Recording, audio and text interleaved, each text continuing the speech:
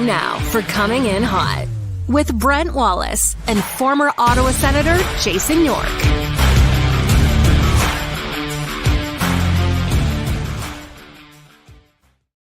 Hey. Afternoon, everybody. Brent Wallace alongside Jason York. Yorkie, nice to see you. We'll get to you in just a sec. I just want to bring up Simmer as we start the show here, just quickly. If you've already probably seen the tweet yesterday of Simmer's left the show, he needs to get help. And so we are with him 100%. He just can't do that and be on the show at the same time. He needs to figure out how to get his life back on track. So we support him. We are with him. We wish him all the best. And so he just needs to make Sean Simpson better. So with that, we try to move on and continue the show, if you will. Well said, Wally. And then Simmer, hope you're listening, buddy. Loved having you on the show with us. And listen, you got to take care of yourself first here and make sure you get the help you need. And I like what you said on Twitter, becoming the man you know you can be, that you know you want to be. So we're with you, buddy. And hopefully you get well soon, bud. It's been a long week. So let's move on. There's lots of stuff to discuss in this particular hockey game. I should say the Carolina game. We do have Dave Jackson waiting, who's going to tell me exactly how this was a perfectly called play on Tim Stützle. No, I'm just kidding. We will get to that. But Yorkie, I need to, before we bring him on, I have to ask you, on the Missing Curfew podcast, it was brought up by Danny Heatley. Yes. Beef Yorkie. Your nickname is Beef Yorkie, which I didn't see coming. You know who made that up? It was in Nashville, and Scotty Upshaw was in Nashville with me. I love Scotty. He was a young guy back then. We used to have so much fun. Scotty's nicknamer was the moisturizer because he's such a handsome guy. And I said, there's no way a guy should be this handsome in the NHL. Like, okay, I used to tease him. You got like a kit in your shaving kit. You got the cucumbers you put on your eyes. You got the gloves with the cream in them at night. I go, come on, like, look at you. You're just a really good looking guy. But Beef Yorkie came from Andy Delmore. We're sitting on the plane once playing cards, and all of a sudden I don't know, I made some play and we're playing poker, and he's like, come on, Beef Yorkie. And then it just stuck. It was just, there was no rhyme or reason. It was just Beef Yorkie. And then all of a sudden, Barry Trotz got word of it, and he just shortened it to Beefy. So call me Beef. Beef. Where's Beef? We got a meeting in 10 minutes. Where's Beef? And then it just got wildfire. Beef Yorkie. I can't keep up with all the nicknames. Smartest man in hockey. Beef. Beef Yorkie. Then there's York Chop. Now there's just Beef. I can't do this. We'll get Mike Sillinger on the show once. He's got a few more that he made up back when we played at Anaheim. Well, I'll save those for a rainy day, though. Did you play with him here in Ottawa, too? Oh, Silly and I go way back. Okay. And when we bring Jax on, Jax probably has a couple of good Mike Sillinger stories. He's played everywhere, but it's because he's one of the best guys in the league. Yes. And a great storyteller. I did Ottawa. Sorry, I played with Silly in Ottawa, Adirondack, and Anaheim. Dave may not want to actually tell stories of certain players. That might be one of the things he may want to hold on to, because you're not supposed to talk about what happens on the ice. Remember? Enough. Let's just get to him, because I got lots of questions. I even went through the rule book. Welcome to the show. A guy who reffed 1,546 games, including the Sochi Olympics as well. Dave Jackson, welcome to the show. Guys, it's always a pleasure. Jack, it should have been 1,550. Because in the last month of my last season, I got the flu or something, and I missed 4 games. And it would have been a nice number, 1,550. But anyway. Okay. Well, from now on, we will include that. Hey, Jax, what's going on? I haven't seen you in a while. Do you age? You look like you're in like some kind of hyperbaric chamber or something. You're looking good, bud. Ooh, you're awfully you're full of crap, actually. But I'm buttering you up for the show because we got some hard questions. 25 pounds. I got 2 brand new hips, and my lower back feels like I'm 85. So yeah, join that. I feel you, man. So does mine. Do you still skate? Like, do you ever do charity events or anything? I have not refereed since I retired. I probably never will. I used to do it while I was in the NHL. I would do a charity tournament or something, and you get these beer leaguers that would just they just lose their crap on you, and you'd be like, I'm out here for free. Like, I'm doing it for free beer. and you guys are screaming and yelling at me. Like, what do you do to guys that are just like minor league referees that really don't have a lot of experience? Like, I can see why these guys just quit. But I play hockey twice a week. I try and go up and down. I'm a corridor winger. I don't back check a whole lot. But when I get lucky, I'm on the same line as Milan Hajduk. So I just go to the net with my stick on the ice, and puck finds me. Wow. Jax, I gotta. This kind of amazed me. I got some buddies that are in the business, or young guys who are trying to break through. I give my buddy a shout out, Sean Oliver, my nephew Derek Lowry. So Sean is trying to get in the NHL, and I found this because I never knew this. That I know you guys go to camp, and it's a very rigorous process, like the fitness testing and everything's real tough. But he said you guys actually play a game too, like you scrimmage against each other. And he says the games get nasty. He said 2 guys dropped the gloves this year and went at it. He said it was awesome, but it's just I never knew that part of it. Well, that's sort of recent. That's since Stephen Walkham took over. He thought, like, instead of going out there and just doing end-to-end boring skating, what better way to skate than you're doing crossovers, you're forward to backward, and all. So he said, bring your hockey equipment to camp. We're going to have all our skating ice sessions will be hockey games. And so you draft like 6 teams and you play 4-on-4. And I tell you what, guys go hard because it's for pride. Like, the blue team won this year, the white team won that year. But like when I started, I was younger and a pretty good skater. My son's a linesman now, and he's telling me about training camp. I mean, half these guys play pro hockey. Yeah. It's a real good pace, and I feel bad for the veterans, the guys in their early 50s. Like, they're just getting blown by. Like, they're like pylons out there. I mean, the younger guys are coming in the room in the morning, the championship game, asking, like, how's your groin? Maybe you might want to sit this one out this morning. It's a big game. Do you miss, I know this is a facetious question, do you miss being yelled at? Some guys take it to heart, and they usually don't make it to the NHL. Once you get to the NHL, you don't, like Yorkie will say, it's like a coach yelling at you. I mean, it's part of the job. It goes in one ear and out the other. It never really bothered me. It only bothered me when I knew I was wrong and they were right. Otherwise, it didn't bother me. All right, Jax, I got one more story I want to throw out because this is crazy. I told Wally this story. I played in a charity event 2 weeks ago in Halifax, Jax. So a lot of maritime guys, and as you know, maritime guys, some of the best guys on the planet Earth, but they get a little riled up, right? They get like this guy. You get a little hot under the collar. So it's a charity game, playing for raise money for the homeless in Halifax, and one of the guys is getting hooked. So he yells at the ref. He goes, "Come on, call a hooking." So sure enough, there's no slappers allowed in this charity event. Later on, the guy that was chirping the ref scores, and the stick kind of came up waist level, but it was a good goal. The friggin' ref waits till we get to the face-off circle. It is about to drop the puck, looks at the guy that chirped him and took the slap shot. He goes, "Yeah, that's a penalty for raising your stick. Penalty shot for the other team." and then he just loses his mind on that ref. And I've never seen a guy this happen before. But he threw him out of a charity hockey event for yelling. But talk about a dick move, eh? Like, come on. Well, you know what? Going back to, I play hockey twice a week. We don't have referees. And I know it's going to sound counterintuitive for me to say this, but referees just ruin it when you're playing beer league hockey. They do. Because guys don't police themselves. They wait for the referee to police them. They figure, I'm going to get away with as much as I can and be a dick until the referee catches it. Whereas when you're playing with no referees, you can't be a dick. You have to police yourself, and that we've never had an issue. It's so funny you said that. I will not play in leagues because there's always one guy, usually his girlfriend's sitting in the stands. He's checking the score sheet after, and he's playing for keeps. We all know that guy. It's Wally. All right. It's not. Listen, I played in a charity event with. Were you not there? This summer. I heard you guys got smoked. Well, like, I hadn't played in 20 years, and people are like, the other team was all in, and I was like, okay, settle down, guys.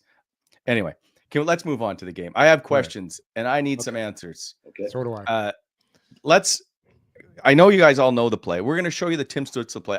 I don't understand the Shane Pinto one, and you don't have to try and defend it because there's nothing. It's a missed call, and I get it. It happens in a game, but I don't understand particularly this call. However, because I'm contrarian, I can try and defend it because Yorkie is more adamant about it than I am. Can we play the clip, Jake? So as we all know, Stutzle gets called for interference there, and the goal doesn't count.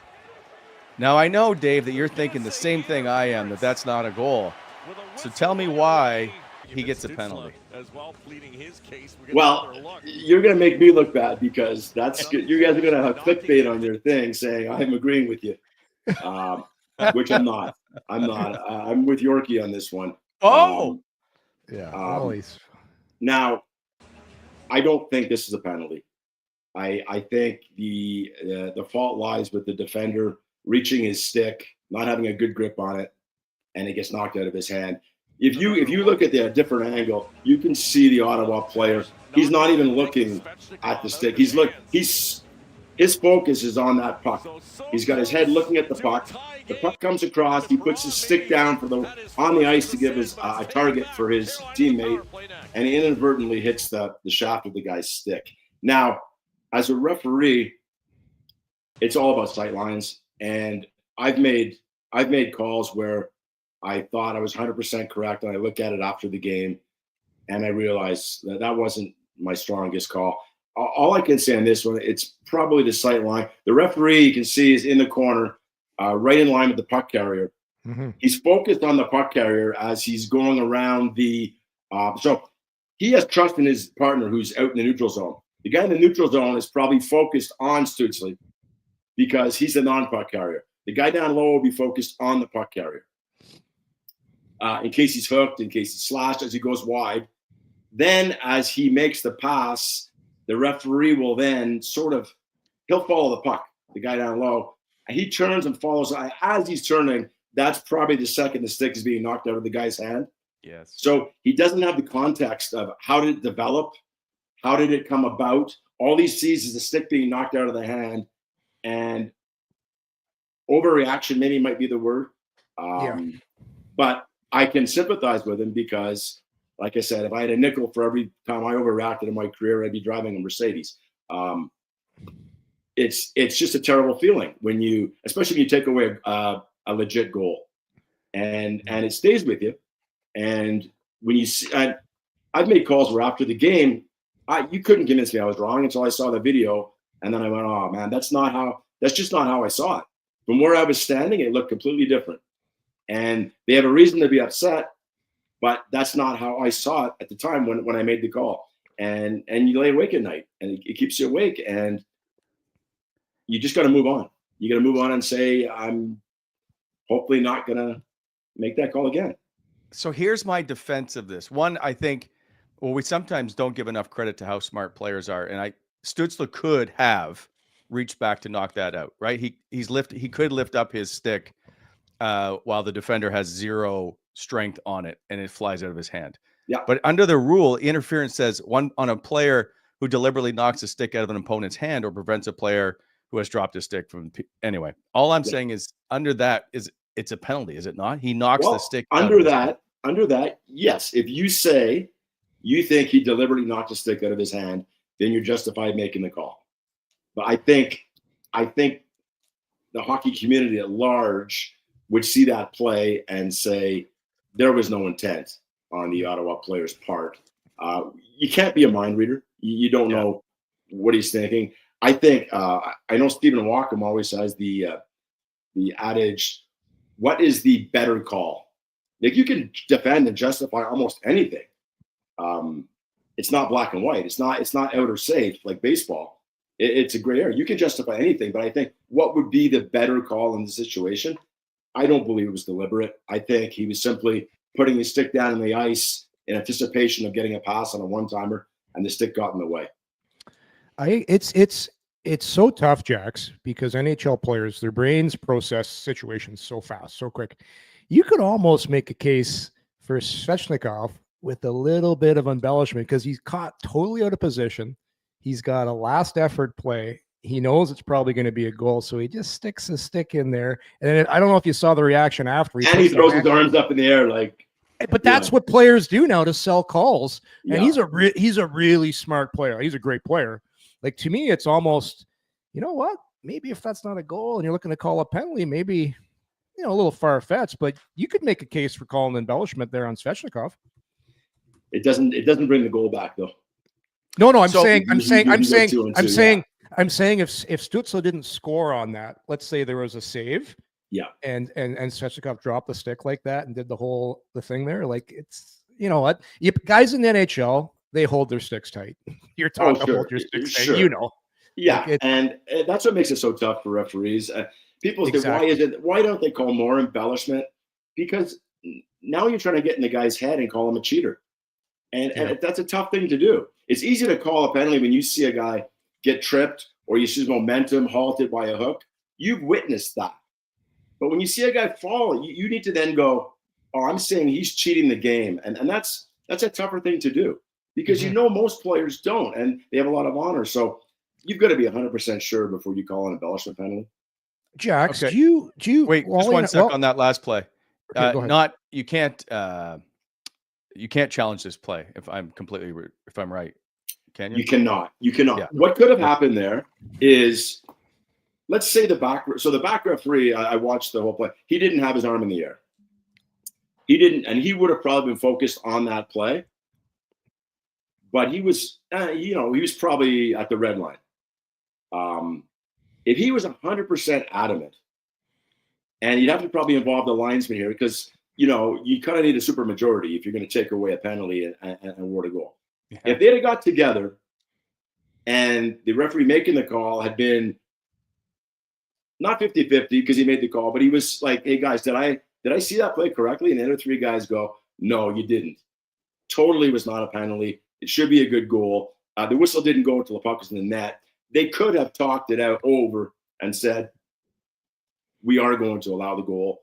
There's no penalty. But I think when you defer to your partner who's absolutely positive that that's a penalty, and you're not 100% sure it wasn't, like, what did I like? As a back referee, you might be watching that play, but you're not just focused on two players. You're focused on pretty much everybody but the puck carrier because your partner's focused on the puck carrier. So you're trying to keep 8 players in your line of vision, and all of a sudden the whistle goes and your partner's adamant. You're saying to yourself, "Oh, maybe I missed something." So it's a real tough set of circumstances to go in and overrule your partner. I'm glad you mentioned that, Jack. So I was at the gym today, and everyone's still talking about this. I'm getting phone calls. My buddy Pat, and he said the same thing. He goes, "Can the refs talk about that after and say, you know what? Yeah, it is a goal." So you just said it. It could have been done, right? Steve Walkham empowers the whole culture with Stephen Walkham is do what you need to do to get the call right on the ice. We're going to be criticized either way. It's tougher to criticize when the call was the right call. Gotcha. This is what I wanted to ask you. Can you take us a little bit into the heads of officials? I know it's different. Like, it was a different culture when I played, and you did the majority of your refereeing. Do you think referees still have, like, with certain players? I'll just bring up Stutzle, for example. Other teams, other fan base will say he's a diver. He does this. He embellishes. Do you think there's a little bit of a book? Like, the referees have a book on certain guys? It's like, I guess what I'm trying to ask you. I don't think it would be any different than having a book. Referees have a book on everybody.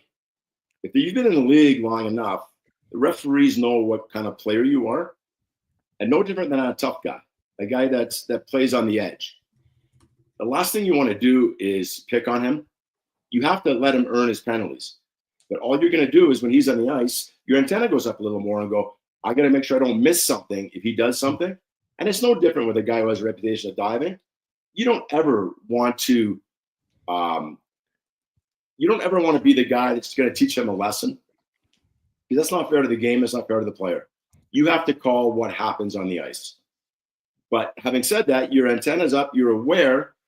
And if something happens to that player, you're aware, and you have to make sure that it's legitimately a penalty or isn't a penalty, or it's a dive or isn't a dive.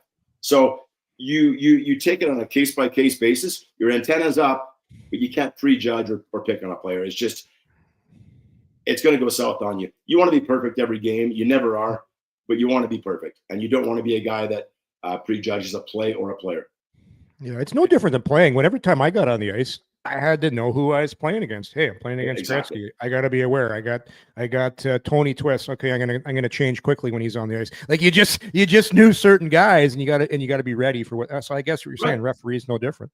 You get the puck dumped into your corner with a certain player on the ice. Right. You got to know you better get there a little. You got to skate a little harder, get there a little quicker, move the puck a little faster because you know he's going to run you. Yeah. Other players, you look over your shoulder, you go, I've got a little more time. Exactly. And it's no different as a referee. You just need to be aware of who's on the ice. So do you pay any more attention? I'll phrase it this way. There is a rumor or there's a well thought out thing that refs have books on players. And I have spoken to a few, and I know it sounds ludicrous if you're an official, but is there any way that you guys keep track of players, and someone like a Nick Cousins who's known to be dirty, does he get any more attention when he's on the ice from the officials? Not any more than what we just Yorkie and I just talked about. It's just an awareness of the players on the ice. And you go back to a player I mean, every fan base has a player on the other team they think is a diver. And there's at least 32 divers in the league according to fan bases, correct? Yeah, and or dirty or yes, exactly. And if a player that's known as an embellisher goes down, I mean, as we talked about earlier, hockey's not a black and white game. Everything falls into that gray area. So there are calls. Referees have to make calls. Most calls are not 100% obvious calls. Even trips or whatever, I'd say a lot of calls are 75%. Yeah, it's definitely a penalty. Maybe 60-40. But there's calls that are 51-49. Like, Wally, if I asked you, is that a trip? You'd say yes. Yorkie'd say no. Yeah. So on a call that's a 49-51, a 50-50 call, maybe the referee might go, I'm not sure. I'm not convinced he totally tripped him. And that player goes down easy. Play on. So if you can have, by the way, speaking of diving, if a player is called for diving, then should the other player really get a tripping penalty? Shouldn't there just be one or the other? That's asked to me a lot, but what the referees are trying to do is stop embellishment. So when you see a guy go down the ice and he gets hooked, for example, and his arm gets pulled off the stick, and you can see in the split screen, the referee's arm goes up right away. And as his arm goes off the stick, he does a helicopter and goes down. Yeah, I think you should call both players. You acknowledge the hook, and you tell the player getting embellishment that, listen, if you had eyes in the back of your head like I do, you would have seen my arm in the air. You didn't need to helicopter through the air and take an embellishment penalty. Tripping's a little different because you're either tripped or you're not. But if you're tripped and go down and your feet actually go vertical and you launch yourself, you're probably going to get an embellishment penalty because our goal is to eliminate embellishment. It makes it too hard for the referees. It's hard enough as it is. Fair enough. Okay. So go ahead, Wally. People want to know about so officials are graded on every game, if I'm not mistaken. And so what is the recourse when an official has an off game? Like, obviously people want this official fired forever and never to see the light of day ever again. Yeah. Obviously that's not about to happen. I'm just curious there is a grading system, if I'm not mistaken. Sure. Yeah. It's your overall body of work from day one till the end of the season. And one bad call is not going to hurt your status. And one great call is not going to improve your status. As I said, so there's a logger in Toronto who watches there's a guy assigned to every single game. If there's 10 games going on, there's 10 loggers there, each in their own desk, watching that game, making notes on every call. There is a supervisor, an ex-referee who's now on management. They call them officiating managers. They're in the building. Each official probably sees a manager 40 to 50% of all his games. So you come in after the game and you get a detailed debrief on how you perform that night. Then you go back to your hotel room or next morning and we have breakfast or whatever, you pull up your computer and you read the logger's notes on your game. Did I miss this? Did I see that right? At mid-season, Stephen Walkham, who watches a lot of hockey, he meets with all the supervisors. They have input on every official. Every official gets a mid-season, I don't want to call it a rating because I don't tell you where you fall amongst your peers, but you get a mid-season progress, like a report card, I guess. And it details everything you do, your fitness, your communication abilities, your skating, your knowledge of the game, your comportment, all these categories. Tells you what you're doing well and what you need to work on. And then he gets the supervisors together again about a week before playoffs. And when the season ends, out comes the list of who's working playoffs. You got 36 referees, you got 36 linesmen. Only 20 work the playoffs, 20 arrests, 20 linesmen. Almost half the staff go home for the summer. So the repercussions of several great calls or several bad calls means you're probably not working playoffs. Jax, everybody always asks this one. They want the refs to come out and talk after the game. Like, what are your thoughts on that? I think that's a terrible idea. Only because I think it would be adversarial. If you look at, let's say Ottawa plays a bad game and a couple players don't perform well, they come up to the media. The Ottawa media is not going to be confrontational with the player. They're not going to be mad at the player because they have a relationship with these players. They're with them all season. Yeah. But if I read some of the media after a poor referee performance, they're mad at that official. That ref cost my team the game or whatever. So it's personal, and there's no PR guy that works for me, the referee, that's going to sort of step in and buffer the comments from the media. And I don't think, in most cases, if take the call the other night, why'd you make that call? Because that's how I saw it. Yeah, but this went on and that one, that's how I saw it. That's not going to satisfy anybody. Right. Yeah. I think unless he apologized somehow and said, you know what, I'm sorry, I blew the call. But that's not rare. I mean, true. True. No one's going to do that. But I think there is some upside when it comes to, there's sometimes where you'll see a play where it's a rule that nobody's seen before. Something out of the ordinary, and everybody's confused. Yeah. So if you're watching ESPN, I can explain it for you. But if you're not watching ESPN, then everybody's confused. I don't think it'd be a bad idea to allow a pool reporter to go into the officials' locker room. That is non-confrontational. You're in their home, and you can ask the questions that have been posed by the other reporters. He can get them all down and go back out and share them with other reporters. And I think that's a fair compromise. Mm-hmm. Mm-hmm. I have a question in the chat from Justin, who just says, there's been a lot of times where officials have missed calls. Do they sometimes try to make up for it? I think going back to the 60s and 70s, you talk about make-up calls. Yeah. These guys are so scrutinized today. Going back to what I said, the loggers logging every call they make. So he misses the call or he makes a terrible call. The logger goes, that's a bad call. And then he tries to make up for it. The next call, the logger's going to rate, that's a bad call. So now he's 0 for 2. Right.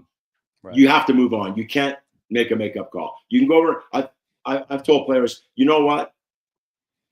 Based on your reaction and based on what my discussion with my partner during the commercial stoppage, that call I made on you wasn't the strongest call I've ever made. I'm sorry. I promise I'll be better. And you just try and move on. You try and be perfect from then on in, but you can't make makeup calls. It just it makes you look weak. It makes you look bad. You know what, Jax? It's funny. It brought back when certain referees that I remember that I had a lot of respect for. They would tell you on the ice back when I played. Yeah, I missed that. Sorry. Like it shit happens, right? Yeah. So just and then they'll follow up with, and I'm going to try not to miss any more. Exactly. But you're not gonna. I'm not going to make one up. Exactly, but I found as a player, I would respect that ref a lot because there was just a quick conversation because you know he's trying to do his best. I think honesty is the best policy. Don't try and lie to a player. Don't try and gaslight him. If you know you were wrong, just tell him you're wrong. Yeah. You know what? But I was wrong there. But I know not to blow smoke up your ass, but I'll tell people when you refed, that's how you refed. Like you communicated with people, and that was a great part of the game. I'm not going to compare it today because I don't play now, but I love that about yourself. Donnie Van Masloven was the same way. Like it was a quick conversation. Like hey, listen, we're all in this together. I'm trying to ref a good game. You're trying to play a good game. Let's work a little bit together here. Yeah. Maybe That's because Dave made so many bad calls. A lot of calls. Yeah, you got it. Hey, Jack. So I was the guy that was always apologizing. Jack, so at the end of the night, I just want to, you're going through the good call, bad call. So is it almost like will there be a stat line after? It's like, all right, 8 good calls, 2 bad calls. Like, is that there's no scorecard. And most guys, I would think, they already know that there's 2 calls I want to confirm that I'm pretty sure I made a damn good call. Mm-hmm. And there's 1 call I think I missed. And they'll open their computer and they'll look at those 3 calls and then shut the computer. They're not going to watch the full 60 minutes. They don't really have to, but they will go to the sort of the hot topics and either confirm or realize that they were wrong on the ice. We've kept you longer than we've told you, so I apologize. I have a couple of questions, and I want to get to the Rick Bowness story. So let me. Yeah, we got to hear the bonus story after. It's so good. One of the things that, aside from goaltender interference, which nobody ever seems to be able to understand, penalty shots and how they're awarded. How clear cut does it have to be in order to be a penalty shot? Well, there was a major change probably early in the 2000s. Yorkie, you remember, penalty shots were never called. Penalty shots were never. I think the shootout has sort of the shootout's been a catalyst, I think, to that seeing a guy one-on-one, it's not that big a deal anymore. But we got together. There was nothing changed as a rule. I can remember being at training camp one year, and I forget what year it was, and we just talked about, it was like an open floor discussion on penalty shots. And the overall consensus in the room was the old school hockey, you never call penalty shots, but there are so many penalties where we call tripping or hooking, what should be a penalty shot. And everybody kind of agreed. Everybody said, you know what? We really do need to call more penalty shots. And, the boss was the manager. I don't remember who the management was at that time. They said, if that's the way you guys feel, call the rule the way it's written. And we went out, and the first year we had, I think, a lot of penalty shots, and then it came back down. And now, guys, as a referee, and you're just using your judgment. Did he get his scoring chance taken away? Was it from behind? He might have got a shot off. Did he get as good a shot off as he would have had if he wasn't fouled? The answer is no. You call a penalty shot, and they're just accepted now. They weren't accepted in the past. I mean, people lose their mind when you call the penalty shot, and now it's just routine, and it should be routine. If you take away a guy's scoring chance from behind, call a penalty shot. Fair enough. Okay, Yorkie, do you have anything before we get to the stories? Because you got one more. Yeah. Well, the other thing is, we're all human. So when you've made a bad call, or have there been calls that kept you up at night? Yeah, I think the reason I get these wrinkles and gray hair is because I lost 4 years of sleep cumulatively staring at the ceiling on some of my calls. But yeah, when you make a bad call or you miss a call, I tell you what, to a man, you don't go out and, live it up and just say, hey, nothing happened. No, you go back to your room. You're probably not leaving your hotel room, and you're replaying that over and over in your head all night long, and you're beating yourself up. Like I said, guys want to be perfect, and you seldom ever achieve it, but you want to be perfect. And an impactful missed call will keep you awake at night. And the worst part is, if it's your last game of a road trip, it'll keep you awake until your next game. You might not sleep for a week. So the best thing to do is have a game the next night and go out and nail it, and then who would be the worst? Sorry, who would be the worst coach to deal with if a call is, or when a call is missed? Pretty much every single one of them. Yeah. No, I mean, I never really had issues with any coaches. I think, you can ask them; they might have had issues with me. But as Yorkie said, my style was more of one of trying to de-escalate versus confrontational. So if I was wrong, I would go tell them, and we move on. So, which will lead me into your Rick Bowness story. Can you? You just tell us.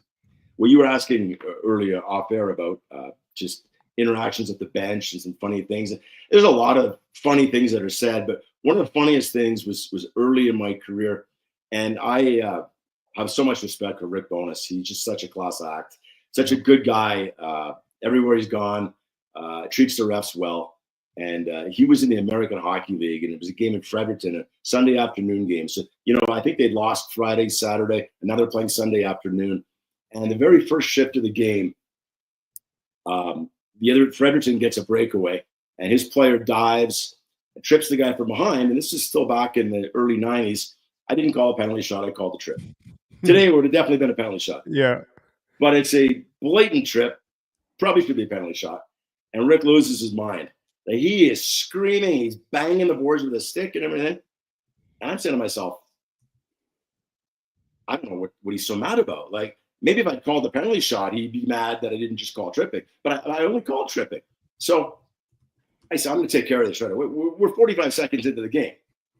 So I go bolting right across the ice at Rick, and he's behind the bench. Now he runs down to the center ice door, opens the door, and stands in the doorway with his toes hanging over the ice. Now he's got his whole team like behind him. So he's projecting his voice away from his team. And he's got his arms up in the air. As I get close, he's yelling at me. He's going, Dave, I'm so sorry. I'm not yelling at you. And he's pointing at me. He goes, I'm not yelling at you. I'm yelling at my guys behind me here because I'm so bleeping mad at them. We've just lost 2 in a row. They have no emotion. I'm the only one showing emotion in this team. And I promise I won't yell at you again tonight. And he turned to slam the door, and he walked back behind the bench with his arms crossed. And it's all I could do to not laugh. I mean, I'm just smiling, and I just skidded away. But, and that's what I tell young referees. Sometimes when you get yelled at by a player, by a coach, you need to sometimes dig a little deeper at what their motivation is for yelling at you. You can't take everything personal. Because, you've been around the game, both of you, for so long. You know how much obscenity and profanity goes on out there in the ice. I mean, guys are mad. They're yelling. Only a small portion of that is directed truly at you as a person. The rest is just blowing off steam, and they're frustrated. So sometimes you just got to be let it roll off your back. That's so good. All right, Dave. Yorkie, I'm going to let him go unless you've got something else. No, we've, Jax, that was great. Really appreciate you coming on and breaking down some of those plays for us. I love that bonus story too. It's so good. You let me off easy. You were going to ask me about headshots, but we'll do that another time. Wow. Listen, well, the Reaves, I think the Reaves is, it's pretty cut and dry, isn't it? The Reaves. Everyone's been talking about it. Like, what's your thoughts on that? Well, the overall percentage of contact was about 95% head. So that's what the rule is there for. The term they use in the rule book is he picked the head, which is what he did. Revo was on the ice when I was on the ice. I don't think he's a malicious guy. I don't think his intent was to blow the guy's head up. I think he chose a poor angle of attack. He meant to hit the body, but he didn't get the body. He got all head. And people hark back to last year in the playoffs when Panarin lit up Oshie, got him right in the chin, I think. But that was part of an overall body hit, right through the middle. He didn't explode up. He didn't pick the head. Poor angle. It was straight through the body. He was higher than Oshie was, and the head there was 10% of the overall contact. The rest of the body was the other 90%. So that's how they look at it. There's no. I hear people talking initial point of contact. There's no such thing as initial point of contact. That used to be in the rule book. We got rid of it 15 years ago. Timing doesn't matter. If you hit the head first, you picture a guy that's leaning forward with the puck. If a guy Trouba takes the head first and then goes through the body, the fact he got the head first doesn't matter. It's how much of the head was contacted. If it was a small percentage of the overall body and you don't pick the head, it's probably a legal hit. Otherwise, big guys could never hit small guys. It's crazy. Do you know what's lost in all this? Do you know whose fault this actually was in this whole play? I watched it 20 times. What was Edmonton's goalie doing? Like, tell your defenseman that there's a big rig that's coming in. Like, just say, hey, heads up. Like, nobody's right. talking to Darnell Nurse on that play. Well, Yorkie, it goes back to the beginning of this podcast where you said you had to know who was on the ice and have your antenna out. Oh, like, and you look, he's winding it up too. And I go back and watch it again, guys. Anybody that's listening, the puck actually gets stuck against the boards. So Nurse has a tough time originally picking it off the boards, and then it rolls. And then by that time he's cutting the net and he's had his head down because of that. And then he doesn't probably should have just stopped behind the net and nothing bad would have happened. But it's beyond me why nobody yelled and said, heads up, heads up. Yeah. Quickly, on those plays, when it's a match or any of that, do you have to do anything with the game sheet afterwards? Is there a write-up that you have to send to the league, or do they? Yeah, okay. I was just curious. No, if yeah, there's a form. You go to your computer, you fill it out, it goes, you send it off, you give your synopsis of what happened, what you assessed, anything else that happened out of the ordinary during that point, and then you hit send, and it goes to Mr. Bettman, probably goes to Bill Daly, goes to player safety, goes to Colin Campbell, Stephen Walker. The Toronto Maple Leafs, because although the refs are in the Toronto Maple Leafs pocket. It goes to everybody in management pretty much it probably goes to the Players Association, so they have a copy of the report. I'm not obviously sure about that, but it goes, we were always told, make sure you, much like a police officer writing up a report, make sure you state only the facts, no opinions, and make sure you're very thorough on what you do. Is there any building that tried to butter up officials more than others so they would get calls or not get calls, if you will? Did you have like warm blankets? Did you have extra food? I tell you what, there were definitely the haves and have-nots of NHL arenas, but it never seemed that the haves or the have-nots, the officiating was never any different. It was, I'll tell you a funny story on that if you got time. I got all the time in the world for you. I'm in Calgary one night with another referee, and we go into a restaurant, and the Leafs are playing in Calgary. Next night, we're doing the game, and Ty Domi's in there. And I know Ty well. My brother-in-law used to be the trainer of the Maple Leafs, and so he's married to my sister. She knows Ty. Ty and I always got along, and Ty's a great guy. And he gets up about halfway through dinner with a couple of teammates. He come over and say, really just small talk for 2 minutes, and they leave. And we stay for about another hour, and we finally go to close out our bill, and the waitress says, no, the guy you were talking to took care of your bill when he left. So, very appreciative, but it's kind of awkward, we're refereeing the game the next night. So he's just messing with you. So we're skating around, right before the game, and I slide up to Ty and I go, hey, that was really kind of you last night, picking up the tab. He goes, oh, anytime, man. You guys have a hard job. And then just sort of like kidding around, I go, but it's not going to get you any favors. He was almost offended. He goes, I know that. Well, this is what I threw out of the game about 2 minutes later. See you, Ty. Thanks for dinner. Yeah, and he made some kind of like sarcastic comment about dinner or something like that. But he knew. I mean, he knew he deserved to get thrown out. But yeah, that just goes to show, like, you got a job to do on the ice. It's like the Looney Tunes there, the sheepdog, and you got the sheep and all that. They're just doing their job. Yeah. Oh yeah. It was like the sheepdog and the coyote. Good morning, Sam. Yeah. Good morning, Ralph. Exactly. Punch in on the clock. Oh, it's so good. Hey, Jax, thanks for coming on, man. We really appreciate it. Anytime, guys. Thanks, fun. man. Yeah, that was great. Dave Jackson, who's the NHL rules official for ESPN. Yeah. And when we're fortunate enough to get those broadcasts, I love it when they bring in officials. Same with the NFL or any of that stuff. Just explain it to me, because none of us know the rule book. You'd be surprised how many players don't know the rule book. I'm not surprised. There's not one who's read the rule book. Well, I know a little bit more because I used to referee. I was a ref when I was younger, but obviously the rules changed a lot. Yeah, I refereed. I was a rules holder, Wally. Refereed. I umpired for 4 years. I actually threw a parent out of the ballpark once as 12 years old umpiring. Wow.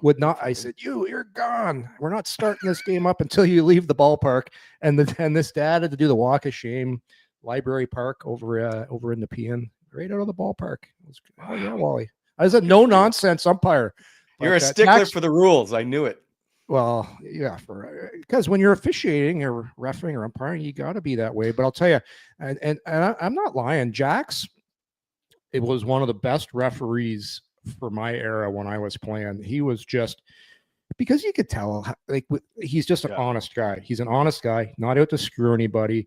Called a good game. He just, I'd say the difference then to the difference now with officials, every guy had a style, and you knew when you were playing in that game. You knew when you were playing that game, Wally, what to expect. So like, two things on that.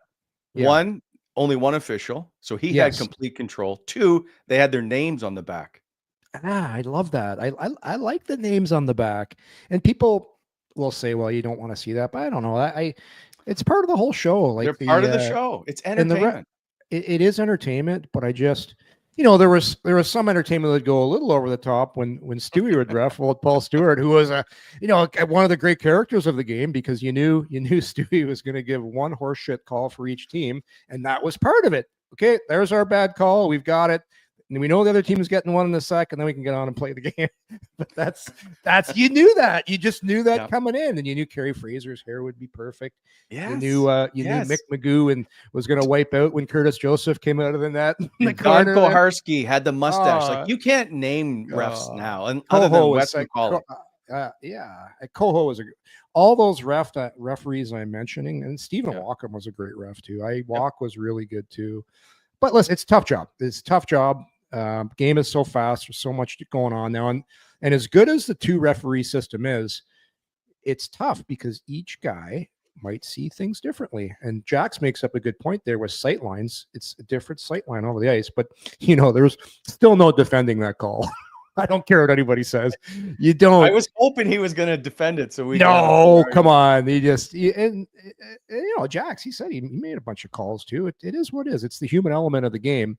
But I like the fact now, and this is what Stephen Walkham does, is bring in the other guys, have a talk about it, discuss it. But I guess in this case, obviously he was adamant that it was a penalty, but I'm sure when he goes back and watches it on video, and I forget what the ref's name was, but the only thing I can think of on the back official is he's in direct line of that play. And so he can't see in front of him of what's happening. That's the only thing I can think of. Where it was just, I think like Ottawa fans are our listeners and everybody that watches the Sens religiously are a little fired up right now. And I get it.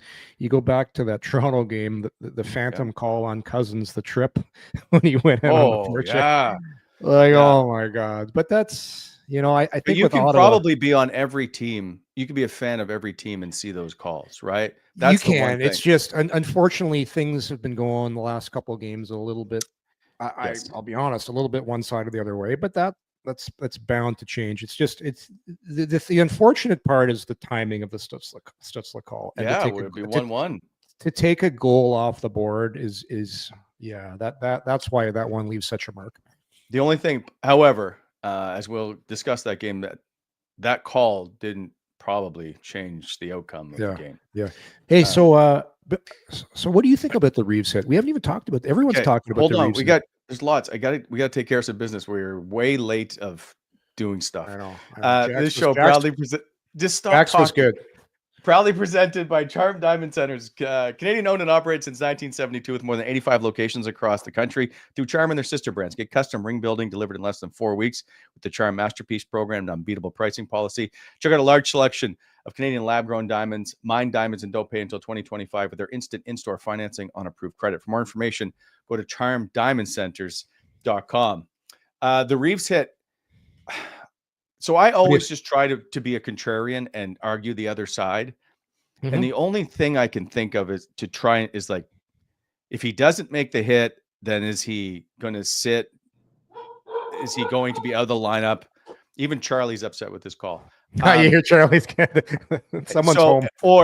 Or is it that the game is so quick that he can't let up because he's going after him. So it's all good. We don't mind the dogs. Who let the dogs out? Yeah, Charlie's not happy.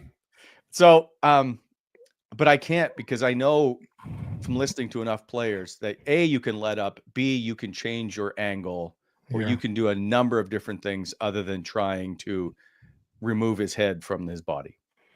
I had a video all set because I watched that frame for frame. If you go back and watch the Reaves hit, he actually tries to go in before the hit.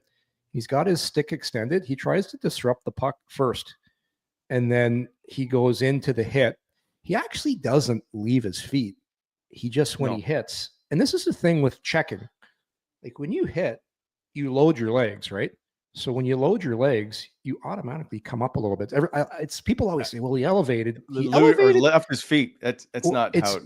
But that's if here's the thing in the NHL, Guys are so strong and so big. If you go in and you hit on the same angle, you're going to get knocked over because all your power comes from your lower body, your ass, your legs, and your hips. So that's, you have to use that when you hit.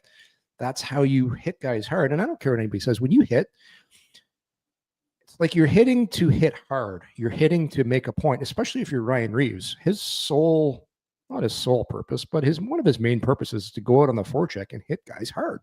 If he doesn't do that, he doesn't exist in the league nowadays because he has a hard enough time getting a fight. Like, not many guys are going to fight him, so he has to go out and do things like that.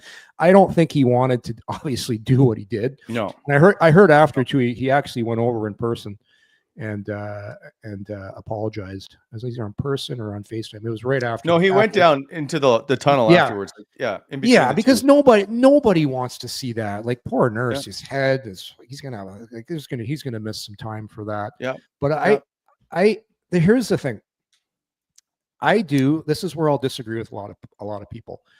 I still think in hockey, you have to have an onus on being aware of your situation, your surroundings, and not putting yourself in a bad position.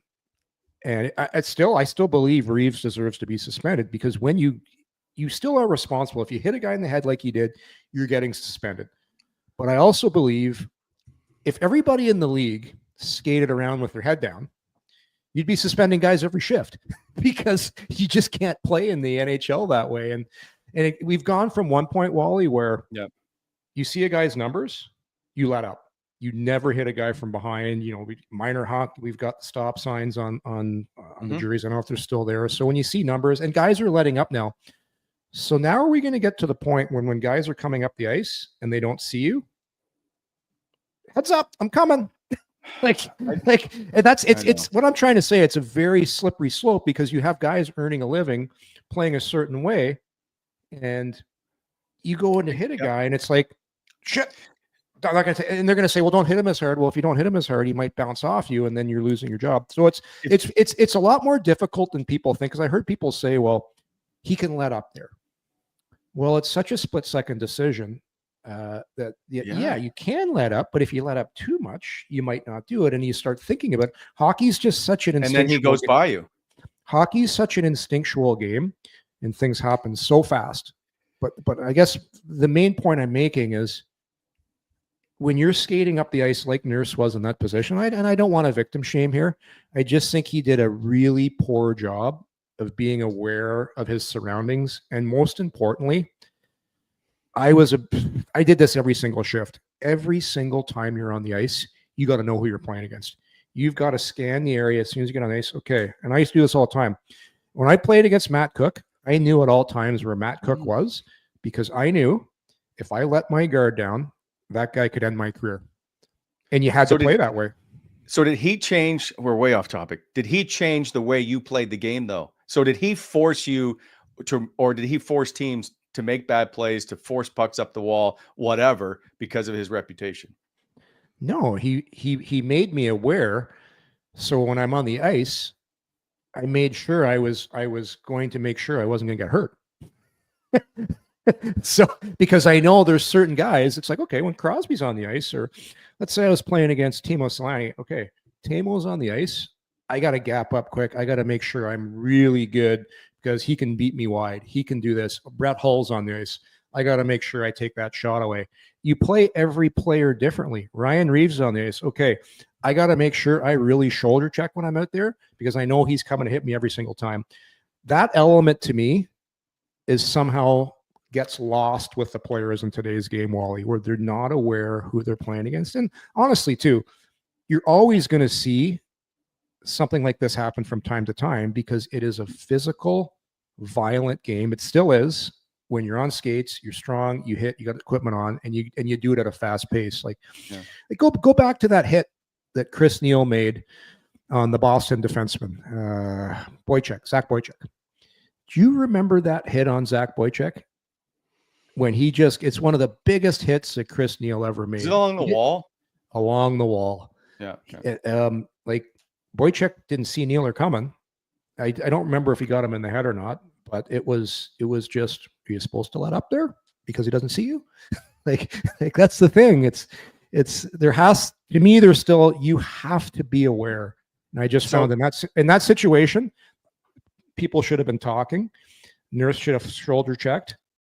But the other thing too is the puck was bouncing. So there's a lot of elements that led up to that. And Reaves did get him in the head. So you still, there's no defending that. He did get him in the head, and I have no problem with getting suspended. The only problem I have is I want players to be more aware when certain guys are on the ice.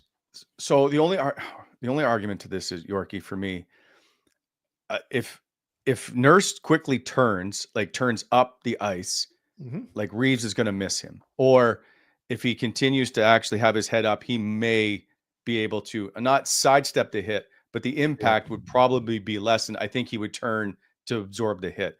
I'm not victim shaming or victim blaming. My point is, Reaves, I think, and I'm not Ryan Reaves, is expecting Darnell Nurse to not continue on the same path he's on. I actually agree with that, because why on earth would you put yourself in that path? Right. Like, to me, it's Darnell Nurse isn't some plug. He's a guy that knows how to skate and skate well. That's my point. I'm a defenseman. I'm the first guy to defend defensemen. Like, we've got a union, we've got a D union going here, Wally, and I don't like to see guys get hurt. But I think, I think there's something to that. Reaves arrives and he's there, but it's just everybody on the ice, from Nurse's D partner to the goalie. Everybody has to be aware of who's on the ice and who the threat is. I just found everybody kind of let their guard down. And then, to make matters worse, the puck stuck against the boards on Nurse to begin with, which, when that happens, you really got to focus on the puck to get it off the dasher board. And then he takes 2 strides, head is still down.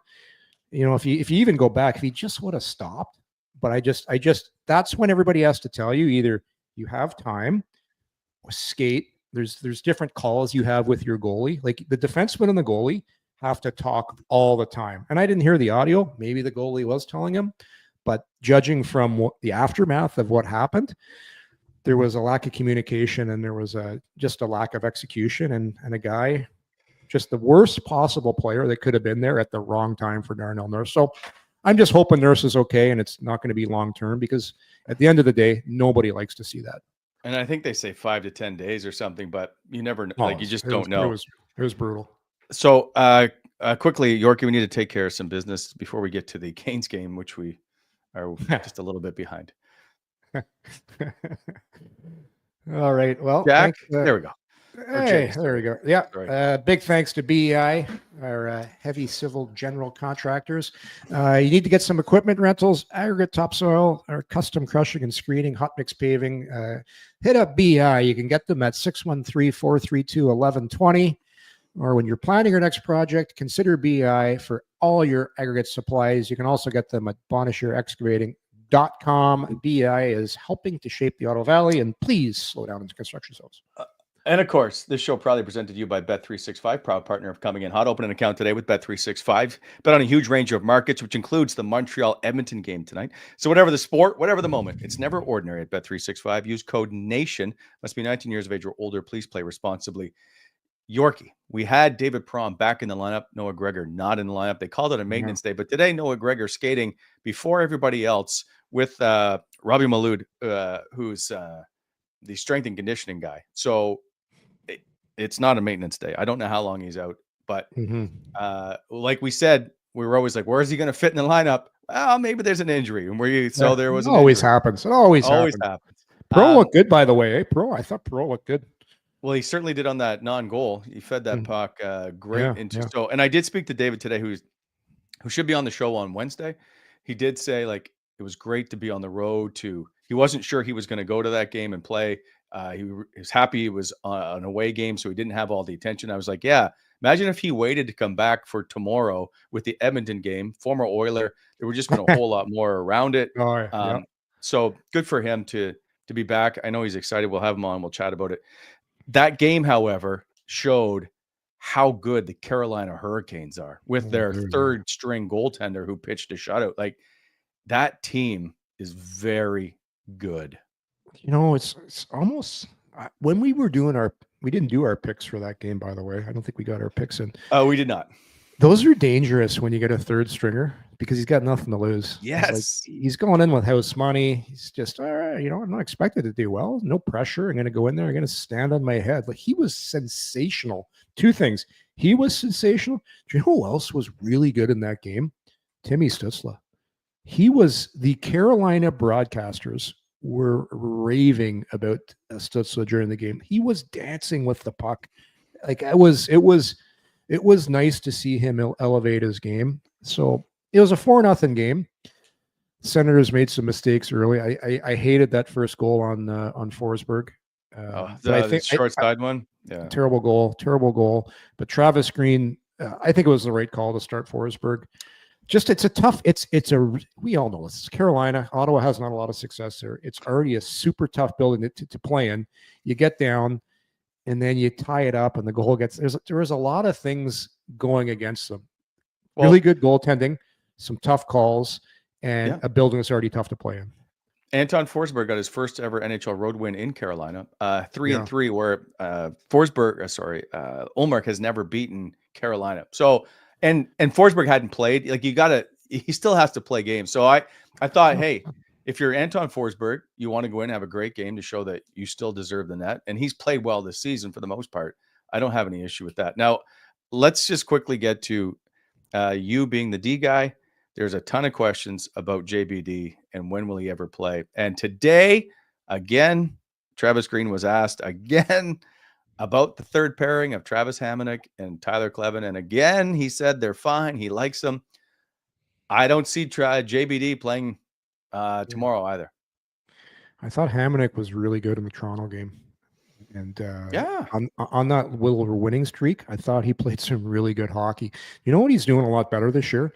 He's making little short passes out of the D zone, seeing the middle of the ice. Like, I'm seeing some improvement in his puck moving. They're obviously comfortable with him. If you look at their D, as far as the leadership component goes on back there, Sanderson's a young guy. Shabbat's, he's been in the league for a long time. He's a leader back there. But how do I put this? I just think a lot of teams, a lot of coaches, they like to have a grizzled veteran back there, like a guy that's got some miles on him. It's paid the dues. He's got I always say this, he's got a notebook on all the different players in the league. There's something to be said for that. And I think he struggled when he was playing in the first pair. Let's say, listen, everybody saw it. He's not a first pairing guy, but I actually think he's played pretty good in that third pairing. So I think that's why he's there, and that's exactly where he should be. And he's a pretty good penalty killer. So, and I do think they like the fact that they want an experienced guy playing with Kleven. And nothing against Bernard Docker. Like, he's played good. He's going to get his chance. Like, the season's still young. But JBD hasn't played exceptionally better than Travis Hamonic in that spot. And I think that's why Travis Green's left him there. I agree with that. I agree with that. And it's because for sure they're having meetings about it. And honestly, like, that position isn't why they're winning and losing right now. But we'll see. This will all play out as time goes on, because we all know with defense there's going to be more injuries, and hopefully it's not the key guys like a Nick Jensen or if Sanderson went down, my goodness. But this will sort itself out. One of the things, their special teams has been struggling of late, and we all knew the power play wasn't going to sustain whatever it was, like 42% or whatever it was at one point. Yeah. But it's a little quiet right now. I think they've dropped to 13th in the league, maybe. They've dropped to 6th. Their penalty kill is 20th, which is actually, I think, come up from 22nd. The save percentage still concerns me. Well, 26th in the league. Well, that's why they're a below 500 team right now. Like, if you want to be an above average team in the league, you need an above average save percentage. 884 ain't going to get it done. So Ullmark knows he has to be better. Yeah. He needs to put, and it's too bad because he had a nice little thing going. He was so good in that Toronto game. He was so good. So we'll see. Because of how it started, I don't know exactly what's up with him, but I'm not betting against him. There's just too much of a sample size of good Allmark versus right now inconsistent Allmark. But Yorkie, and I'm going to be like with the fans here, I don't want to have to keep waiting. I don't have patience to keep waiting for us to go, yeah, he's good. We know it. He's got a Vezina. We all know, and not see it in this year's group. Because right now, I don't want them to be a 500 hockey team. It can't be. 500 ain't getting it done. No. So like if you want to be a glass half full instead of half empty, he hasn't played particularly well. And he's 4-4-1. So a nice little heater, a nice little winning streak here. All of a sudden, those stats will look a lot better. Look at that one shutout, dude. It brought the numbers, and then he all of a sudden. But you know what's funny? They have the 26th best save percentage in the league. They have 3 shutouts in 17 games. Right. That's because they've had a few games where they've given up a lot of goals. Anyway, and I know that's not on goaltending because if you got a wide open cage, just to pop a puck in that the defender just hasn't touched. Allmark had a bad night his last game. But they can't. But again, so Yorkie, you can't give up the loss to Philly. Like we keep seeing these games. We're like, for the love of God. That game against Philly should have been an easy 2 points. So do you know what? Again, I'll go glass half full because I'm going to be an optimist here. You know what was really good about that game? There was zero letdown from the players. So the players in particular, I know they've bought in to what Travis Green is selling these guys, which is up-tempo, hard work, responsible defensively. They didn't give Philadelphia a lot. Like they didn't give them a lot. Like they pretty well dominated the Flyers for that game. So no letdown, because if we compare the structure, defensive system, how they play in their own zone, how they fork check, how they back check, how certain players are playing this year. I'll take Drake Batherson, for example. Drake Batherson 2024 to Batherson. He is playing at an exceptional level right now. So the Travis Green effect with Drake Batherson has been tremendous. Josh Norris, the level he's playing at right now, he's second in hits. He's buying into 200-foot game. Claude Giroux hasn't missed a beat. Kachuk's been playing really well of late. And I'll tell you, the biggest guy is Tim Stützle, how he's playing.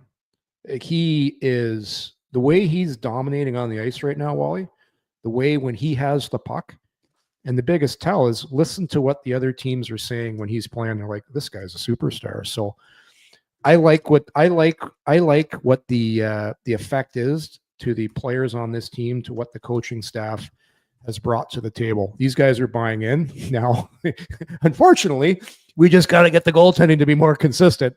But all I can say is I'm not betting against Allmark because I think he's going to figure it out. But like I'm with you too.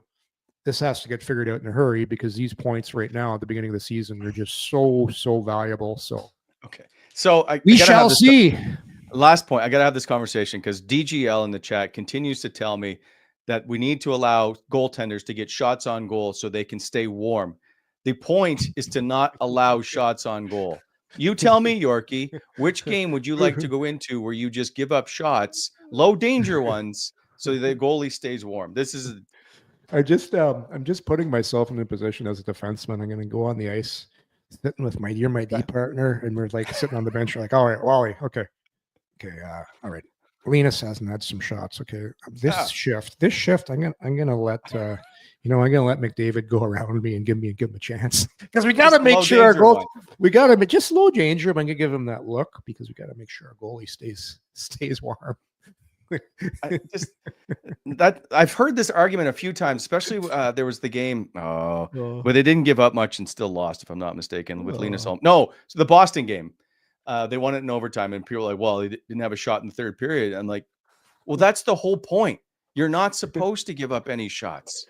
The thing with every single player, so So players, all their shifts are cut for them. So at the end of the game, you can go back. Your video coach will send you all your shifts, and you'll watch all your shifts. All those shifts are watched by the coaching staffs too. So you go out for your shifts, and you're giving up scoring chances. You're not going to play that much.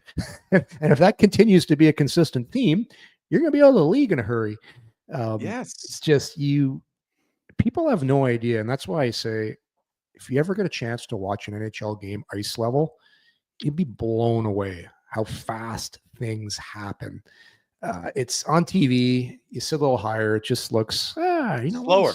It looks slower, but things happen so quickly. You actually, when you get the puck on your stick, Wally, you have to know what you're doing with it 5 seconds before you got it. Because if you wait, you're done. It's just, it's such a crazy fast game, and there's zero time to think about things like, I'm going to give this guy a shot, or you know what? Guys, give our goalie a shot. And the other thing too is back to my other conversations. I'm not going to hit this guy because his head's down. It's just things happen too quick, and it's such a reactionary reflex game. It's just that's why you're always going to see some hits that guys get suspended for, and some bad plays, some good plays. It's because it's a crazy fast game. Okay, Beef Yorkie, we got to run, but we are back tomorrow where we set up the Edmonton game. Connor McDavid has torched the Sens in his career. I know. But they play in Montreal tonight. Maybe they stay over. Maybe it's Shea Paris. Why do you think they're going to Shea Paris tonight? No, the guys don't go to the Rippers anymore. Come on. That's just always the old joke. They're playing the game. They're going to hammer a few hot dogs in the dressing room. Then they're going to have probably have a meal set up in the room too after. Then they're going to get on the bus after the game, and they're going to take the bus to Ottawa. Or the train. You know what? I bet you, no. They're flying because they would already have the jet with them, if I'm right. I'm just I don't know. Maybe I don't know. By the time you get the bus, it's quicker. to the airport. No, it's just get on the bus and go right to the Brook Street or the Weston, wherever you're staying. Yeah. All right. We'll talk about it tomorrow. How was your Saturday, by the way, with the Sens? You're doing great with these Sens viewing games. I forget what they're called, but yeah, Sens viewing parties. It was awesome. Yeah. We were actually. I was with Sean Van Allen. Vanner wants to come on the show, by the way. He said you're ghosting him. I sent him a text last week to come on. Anyway, okay. All right. Anyways, Vanner and I were in the Crazy Horse, and oh my God, Big Joe. I think Joe turned 50. Guy there. I made the mistake. I didn't know how hammered Joe was. I told him to come up and read the first trivia question. So Joe comes up and I can't see anything. I'm like, oh my God, what have I done here? Then Joe just milled around the stage for a while. And anyways, it was great. The Crazy Horse is an awesome place. It was a full house there. I'm not sure everybody was there for the Sens trivia, but it was good. It was a good, I love the horse. It's a great spot. Well, I was going to say, this is a throwback to the early 2000s of Yorkie going to Crazy Horse.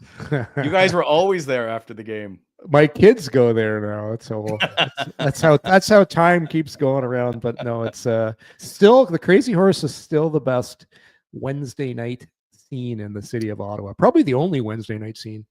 Oh, I wasn't aware. Industry night. They get Wally. You can go to the Crazy Horse on Wednesdays and ride the bull. I will go do it if you do it. Ride the bull at the Crazy Horse? Yeah, you and me Wednesday night. The contest. See who could go the longest on the bull. I'll be off, but it'll be entertaining. I'll be the more entertaining of the two. You'll be too serious. I will dislocate my shoulder likely. Probably. All right. Okay. Let's get out chat tomorrow. Okay. See you tomorrow, everybody. 4:00.